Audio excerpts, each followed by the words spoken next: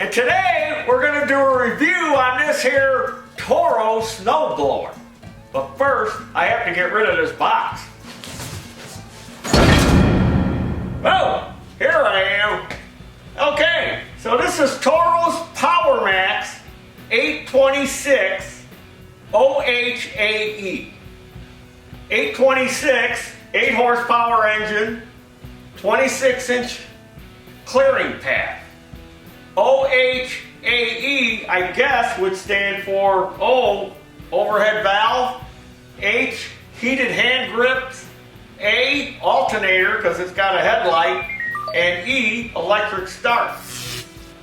So it looks like a pretty nice machine. Let's go over some of the features. First, let's talk about the engine. This is Toro's engine. This isn't a Briggs & Stratton. This isn't a Corolla. This is their engine. Their premium engine, they call it. It's a 4-cycle. I don't know too much about it, but from what I see, a couple of things. You know, it's got a aluminum valve cover. You know, it's not some kind of stamped steel one. Looks pretty heavy duty. Here's their controls in the front. You got your little safety key, your choke, your primer. There's a little graphic here that gives you a procedure on starting it. Here's your throttle, which also has a stop position. So you got slow and fast and stop. And this is a fuel shutoff. Now, one thing I did notice, there's no graphic for the fuel shutoff. So you could be confused by, well, which way is open and which way is closed. Now, generally, straight across means open, and that would be closed. But there should be a graphic. That could confuse the consumer. They're confused enough as it is. You don't need to confuse them anymore. So it's 252 cc's. And like I pointed out, it's an overhead valve engine. Now, comparing this to that MTD that I worked on in a previous video was kind of difficult to work on. I did notice that this panel here on the carburetor, this is a separate panel. Not like that MTD where you had all that paneling that went across. So when you want to take the carburetor off, you got a couple of nuts here. And of course you got all these bolts for this muffin shield. But still, it looks like it would come apart pretty easy. There's plenty of room here to get the carburetor off, unlike that MTD snowblower that I worked on where I had to take the handle bolts out in order to get the carburetor off. So there's plenty of room there. It's got electric start. So those are a few of the features of the engine. And again, don't know too much about it. It's brand new. I'm sure it's a fine engine. Oh, it's got a drain. There's a carburetor drain. So when you go to store it, you can pull that 10mm headed bolt out for draining the carburetor when you go to store it. It's got an oil drain here, sticks out pretty far. It's got flats on it, so you can hold it while you loosen the bolt so you don't pull this tube out of the engine block. So you could use 2 wrenches, put a wrench on here and a wrench on there to loosen that so you can drain the oil. So that's pretty nice, they thought of that. You know, it's got a regular dipstick, screw-in dipstick from the top. Got the big handle for your gloved hand. It's got an alternator on it for a headlight. Now let's go over the drive system on this snowblower. They have what's called triggerless steering. Now, if you don't know what that means, some snowblowers, other models from other manufacturers would have little levers down here.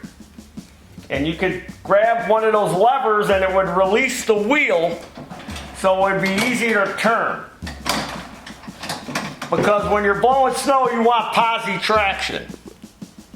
So the original setup was, if you wanted posi traction, a lot of times there would be a differential lock on one of the wheels, or in some cases there would be another hole in the axle, so you could pull out this pin, shove the wheel in, put the pin back in, and that would give you that differential effect.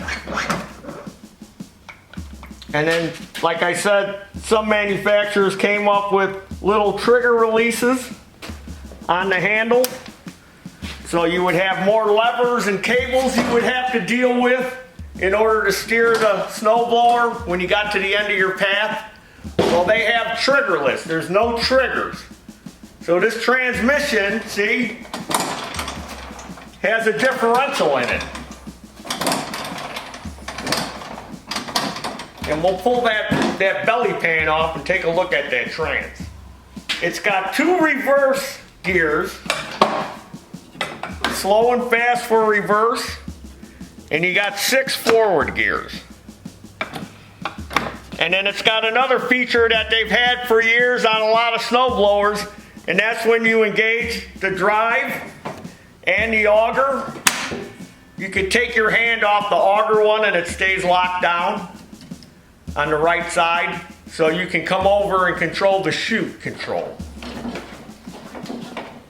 And then when you let go of the drive lever, it releases both of them. But that's a feature that's been on snowblowers for many years. Many manufacturers had that. So you engage the drive, and then when you engage the auger, it locks in for you, which frees up this hand. So you can control the chute. So here's that latching system. It's pretty simple. That's what you want. Simple design. Let's pull that pan off, take a peek at that transmission they put in there. So 4 3/8-headed screws to remove this cover. And here's our differential, is in here. That's their differential system. It's got the same basic rubber disc drive, which they've had for many years. Many manufacturers use this. But they use the pulley here as their disc. And then there's the belts. So it looks pretty simple system under here. Not real elaborate. That's what you want, something simple. Another thing I noticed, there's never sees from the factory on the wheels. So that's good. Because I remember, you know, snowblowers sit for a long time, these wheels would rust to the axles. Then you'd have to do the old heat quench to get them off. So from the factory, they're putting never sees on there. Now let's talk about the chute and the auger system. They have what's called an anti-clogging system. And that means they're against this, clogging. None of this. This is anti-clogging. No, it means about clogging the chute up with snow. Because on a 2-stage snowblower, one of the problems is they tend to clog up on wet snow. Wet snow tends to accumulate. Now I do notice they do have this little extra cutout here. So that may have to do with something with reducing the clogging. Doesn't say it won't clog, it says it reduces the clogging. Because they also still have a shovel to unclog it that comes with it. So it's not saying it won't clog, it just there's a chance to reduce the clogging. And they're also claiming no shear bolts needed. So they have bolts in here for the rates, but these aren't shear bolts.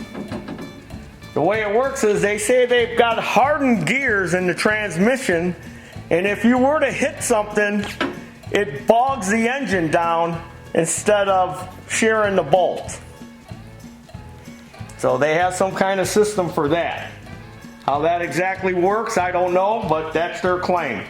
So no need for shear bolts, hardened gears in here, and if you hit something solid, it's going to kill the engine before it destroys the transmission.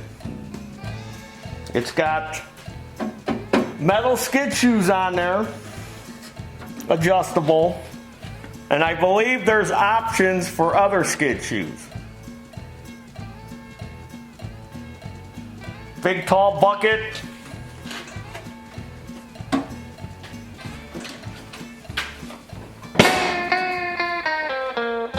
So from the floor to here measures 19 inches. They say 20, but I measured from here to here and I got 19. And again, 26 inches across. So it's got a pretty wide flowing path. And it's 20 inches deep. So they have this quick stick, which they've had for a while. This is nice because you could really, look at that. It's like a Dyson, that ball vacuum cleaner. Yeah, this is nice. You can swing that thing quick. No more cranking like on the older snow blowers and then having to reach up there and turn that up and down. You can do it all from here with the quick stick. Here's the switch for the heated grips. It's got an automotive type switch on there like you'd see in a car. So you got heated grips. And it has a LED headlight, adjustable on this clamp so you can point it to where you want it. So these skid shoes, they have options. They have these standard steel ones. They have heavy duty cast iron ones. And then they have plastic ones or polymer type ones, so you don't scratch up your pretty driveway. Another accessory they have is a weight kit. It's a big metal bar that bolts to the top of the bucket to add weight to it to hold it down for deep, heavy snow. They make a heavy-duty snow cab to enclose you in here, made out of heavy-duty vinyl to protect you from the elements. And last, they make a heavy-duty cover to cover the snow blower, which is vented. Very nice. I think I've covered about everything. So now all we need to do is take this thing out and blow some snow. Well, let's try out this big two-stager. Got about a foot of snow out here at the shop. Let's fire this thing up. I had to let it warm up because it's never been started. This is the first time.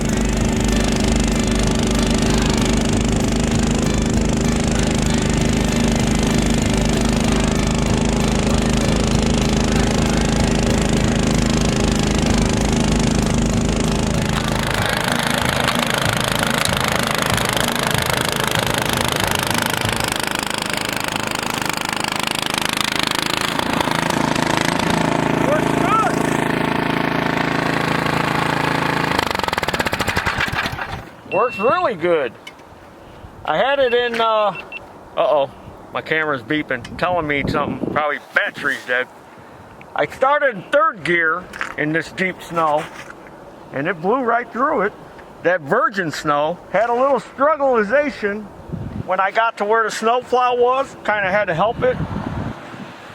And then on my second pass on the way back, seemed like I was trying to feed too much to it too fast, so I went down to second gear.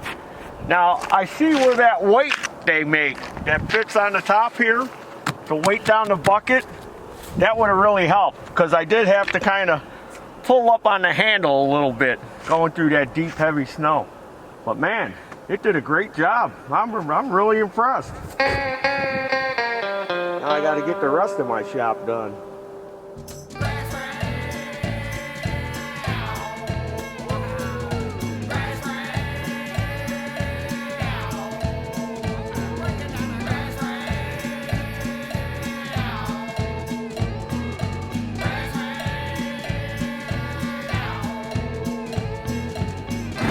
Show y'all how fast it goes in sixth gear.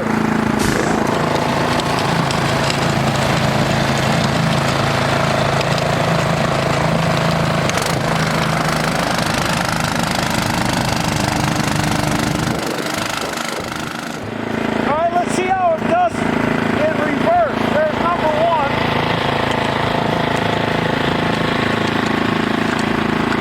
Number two.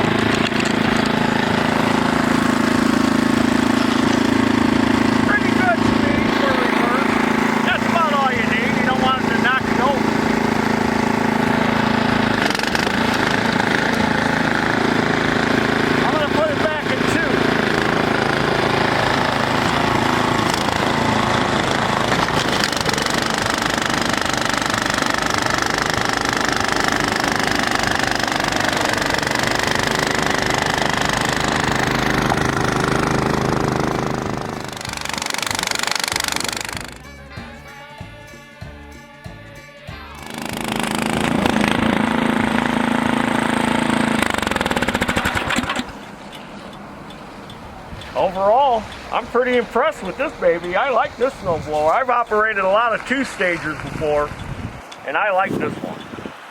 I like that stick. I like the way I'm able to pivot it. It's got good traction. I'll probably invest in that weight that goes up on the front. You know, depending on where you live, you almost need two snowblowers. You need one of these monsters for when you get this deep, thick, heavy, wet snow. And you know what? This thing didn't clog up one time, and this snow is wet and heavy. And then you need one of those little paddle type ones for when you get a little bit of snow. Then you can just go out there and quickly blow it off with one of them. I think I'm going to keep this snowblower. I got rid of my two-stager years ago, but heck, I might as well hang on to this one.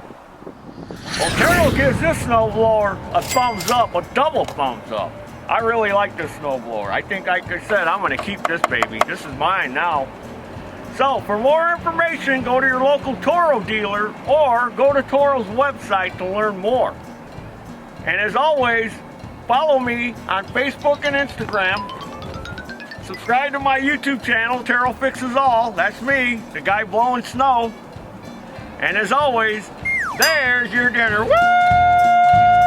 Love this Power Max 826 OHAE! Yeah! Woo! Yeah! All right, I'm picked. I wanted to snow more now. I like using it. Heck, I don't even need these gloves. And the milk more.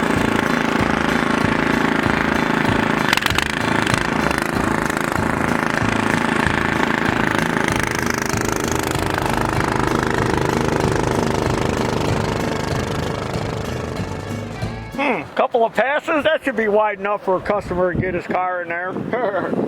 I'm done for now. I'm gonna go inside and get me some cocoa.